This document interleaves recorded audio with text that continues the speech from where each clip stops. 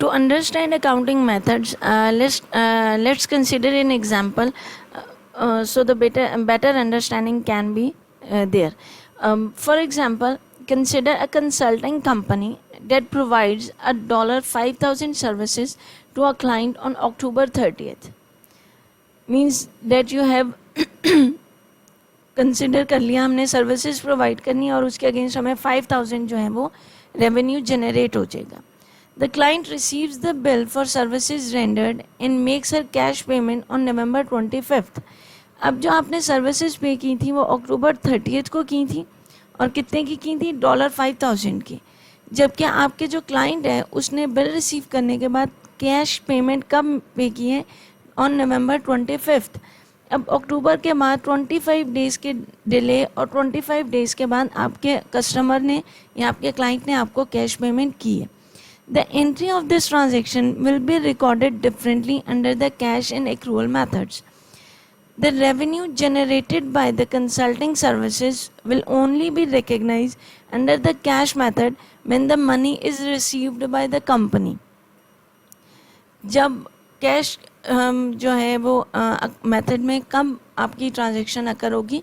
जब उसने cash receive किया. It means that on November 25th when you received cash on November 25th, then you passed an entry and you said that revenue increased by $5,000, revenue credited with $5,000, equivalent to that revenue, cash increased by 5,000 and $5,000 debited to cash. Whereas if a company that uses the accrual accounting method, वो क्या करेगी? वो अक्टूबर 30th को अपने revenues जो हैं वो record कर लेगी. अब वो अपने रेवेन्यूज़ रिकॉर्ड करने के लिए किस तरह कौन सी ट्रांजेक्शन को जो है वो एंटर करेगी? वो कहेगी रेवेन्यू जनरेट हुआ $5,000 का ऑन अक्टूबर 30th. सिंपली आपका रेवेन्यू क्रेडिट हो गया $5,000 से and account receivables increased by $5,000. Accrual base accounting की बात कर रही हूँ. एक्रूअल बेस अकाउंटिंग में अक्टूबर 30th को जो एंट्री पास होगी वो क्या होगी?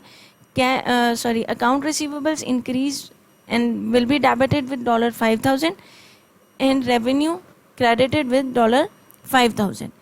Whereas on November 25th accrual accounting जो है इस वाली ट्रांजेक्शन को एडजस्ट करेगी और वो कहेगी कि account receivables decrease by $5,000 will be credited and cash जो कि उन अकाउंट रिसीवेबल्स के अगेंस्ट रिसीव हुआ है will be increase and will be debited with $5,000.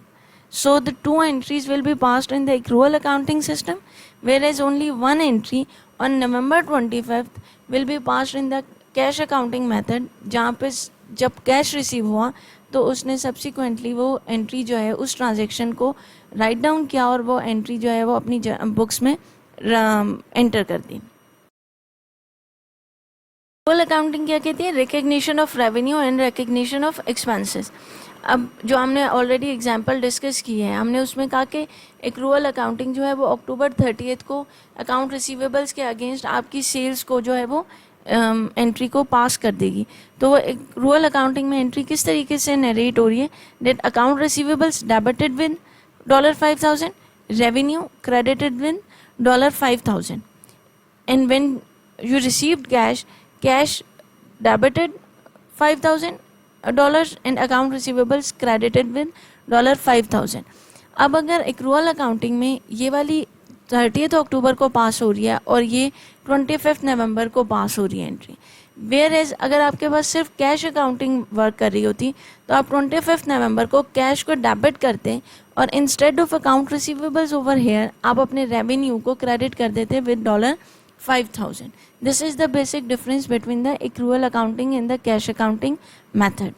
अब accrual accounting कहते हैं कि मैचिंग ऑफ रेवेन्यू और एक्सपेंसेस होना चाहिए. मींस जो आपने रेवेन्यू जनरेट किए $5,000 के उसके लिए जितने भी आपने एक्सपेंसेस किए हैं वो भी आप उसी ड्यूरेशन में एंटर कर देंगे, यानी 30th अक्टूबर को उनकी भी एंट्रीज पास कर देंगे. तो अगर आपने कोई से भी एक्सपेंसेस किए, यूटिलिटीज़ एक्सपेंस था या सैलरीज़ का एक्सपेंस था, वो सब के सब भी आपने इस मैचिंग प्रिंसिपल्स के बिहाफ पर एंटर कर देने. जब आपने एक्सपेंसेस को एंटर कर रहे होते हो, रिकग्निशन ऑफ एक्सपेंसेस को मैनेज कर रहे हो, तो आपने अपने एक्सपेंसेस को डेबिट कर दिया, जितनी भी अमाउंट से आपके एक्सपेंसेस डेबिट हो रहे थे, और उसके अगेंस्ट आपके अकाउंट पेएबल जो हैं वो इंक्रीज़ हो जाएंगे, क्योंकि इस टाइम पे आपने कैश नहीं पे किया तो आपके लाइबिलिटीज़ जनरेट हुई, और इन लाइबिलिटीज़ ने आपके अकाउंट पेएबल्स को इंक्रीज़ कर दिया, और वो शो किस से हो रहा है, आपके क्रेडिट वैल्यू से शो हो रहा है। तो इस रेवेन्यू को जनरेट करने के लिए जितने भी एक्सपेंसेस हुए हैं, आप उन एक्सपेंसेस को भी मैच करें अकॉर्डिंग टू मैचिंग प्रिंसिपल, और रेवेन्यू और एक्सपेंसेस के मैचिंग के अकॉर्डिंगली एक्रूअल अकाउंटिंग कहती है अपनी बुक्स को बैलेंस करते जाएं। और जब आप कैश पे या रिसीव करेंगे तो आपके अकाउंट पेएबल्स और आपके account receivables against your cash जो है वो बैलेंस आउट हो जाएंगे। अब जो एक्रूअल अकाउंटिंग में है, ये जो adjustment we have already discuss कि एक्रूअल अकाउंटिंग में हम अकाउंट रिसीवेबल्स जनरेट हो रहे होते हैं या फिर हमारे अकाउंट पेएबल्स जनरेट होते हैं उन रेवेन्यू या एक्सपेंसेस के अगेंस्ट जिसके अगेंस्ट हमने कैश रिसीव या पे नहीं किया हुआ। तो जब हम कैश रिसीव करते हैं तो फिर हम इन अकाउंटिंग एंट्रीज़ को जो हमने ऑलरेडी पास की हुई होती हैं उनको सेटल कर देते हैं। तो ये हमारी एडजस्टिंग एंट्रीज़ रिक्वायर्ड होती हैं। इन ये तमाम जो एंट्रीज़ हम कर रहे होते हैं irrespective of the outside the cash transactions, तो वो तमाम की तमाम हमारी एडजस्टिंग एंट्रीज़ में कंसिडर हो रही होती हैं। अब एक्रूअल अकाउंटिंग में एडजस्टमेंट ऑफ अकाउंट्स किस तरीके से हैंडल होता है? एडजस्टमेंट ऑफ अकाउंट्स जो हैं वो basically when transaction span more than one accounting period, accrual accounting requires the use of adjusting entries. अब हमने ऑलरेडी कहा कि हमने जो अक्टूबर 30 को हमारी सर्विसेज रेंडर हो गई थी, लेकिन हमें कैश रिसीव नहीं हुआ था, और नवंबर 25 को हमने इसको कैश रिसीव किया। इट्स मीन कि हमारा एक अकाउंटिंग पीरियड और ड्यूरेशन क्या था, ऑन अक्टूबर 30 फिनिश हुआ, सेकेंड जो है वो नवंबर 1 से 30 नवंबर तक कैरी हुआ। तो जब भी कोई ट्रांजेक्शन दो अकाउंटिंग स्पैन्स में या पीरियड्स में स्प्लिट हो रही होगी तो फिर हमें एक्रूअल अकाउंटिंग जो है वो एडजस्टिंग एंट्रीज़ की जो है रिक्वायरमेंट लेकर आती है। अब जो एंट्री हमने अक्टूबर 30 को पास की वो एडजस्टिंग एंट्री थी, और नवंबर 25 को हमने कैश एंट्री जो है वो उसको बैलेंस आउट करने के लिए पास की थी। अब जो एक्रूअल अकाउंटिंग है वो कहती है one accounting head of balance sheet effect होता है जब भी आपने एडजस्टमेंट ऑफ अकाउंट्स करनी होती है, one accounting head of income statement होता है, और कोई भी कैश इन्वॉल्व नहीं होता जब भी आप एडजस्टमेंट ऑफ अकाउंट्स की बात कर रहे होते हो। It's mean for adjustment entries remember the rule कि आपका कैश की ट्रांजैक्शन जो है वो एडजस्टिंग एंट्रीज के लिए नहीं होती, आपका कैश इन्वॉल्व नहीं होगा। It means when you were discussing recognition of revenue and recognition of expenses और उसमें कैश इन्वॉल्व नहीं था तो फिर ये आपकी एडजस्टिंग एंट्रीज थी, और जब आपका कैश इन्वॉल्व हुआ तो आपने उन एडजस्टिंग एंट्रीज को बैलेंस आउट कर दिया विद योर कैश पेमेंट्स। तो एक्रूअल अकाउंटिंग का बेसिक रूल क्या है, that there will be no cash involve. Other things which you have to remember during the adjustment of accounts is that one accounting head of balance sheet and one accounting head of income statement will be affected in the adjusting entries. हमने कहा कि एक accounting head balance sheet का effect होगा। अब इस वाले अगर आप डायग्राम को प्रॉपरली थोड़ा सा कंसिडर करें तो आपको व्यू होगा कि आपके एक साइड पे इनकम स्टेटमेंट शो हो रही है और अदर साइड पे बैलेंस शीट शो हो रही है।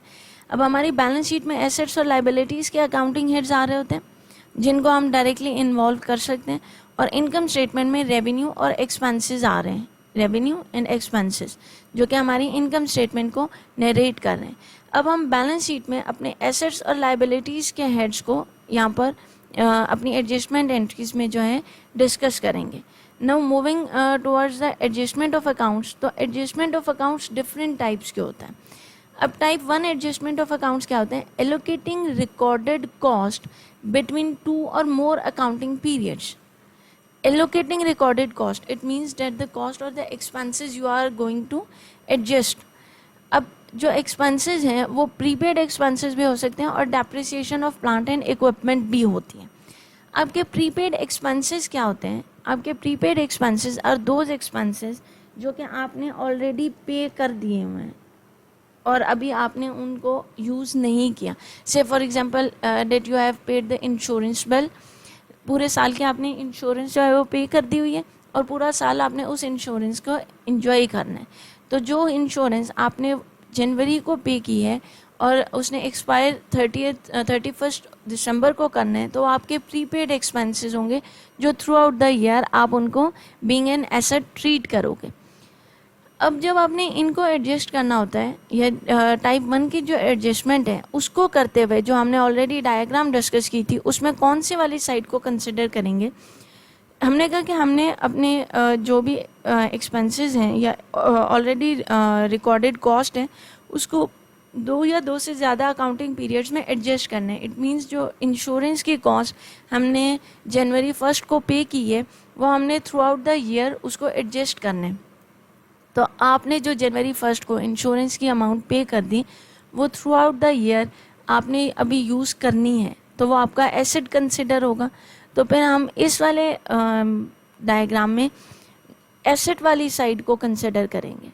अब एसेट के साथ ऑन द ऑपोजिट साइड हम एक्सपेंसेस को डील कर रहे हैं। रीज़न बीइंग कि इंश्योरेंस जो ऑलरेडी पे कर दी है या प्रीपेड इंश्योरेंस है वो हमारा एसेट है और जब हम उसको एडजस्ट करेंगे तो हम जो अदर अकाउंटिंग हेड यूज़ करेंगे वो इंश्योरेंस एक्सपेंस का होगा, क्योंकि वो हमारे साल एक्सपेंस करते हर महीने एक्सपेंस यूज़ करते जाएंगे ना, तो वो हमारा एक्सपेंस होगा।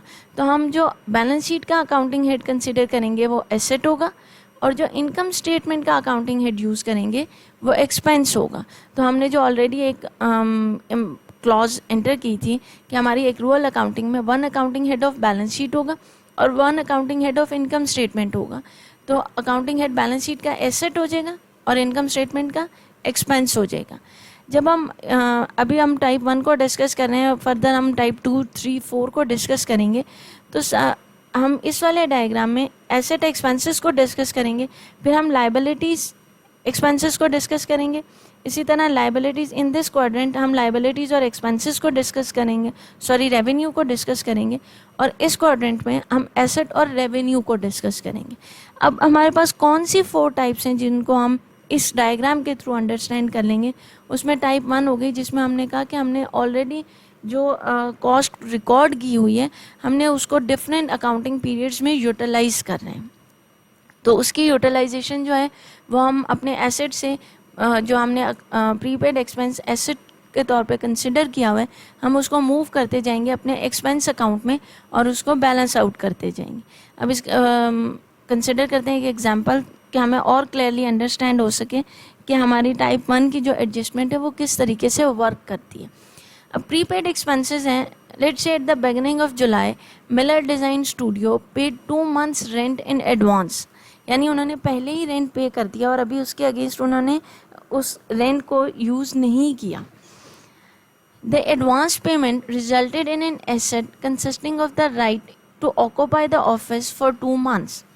As each day in the month passed, part of the asset's cost expired and became an expense.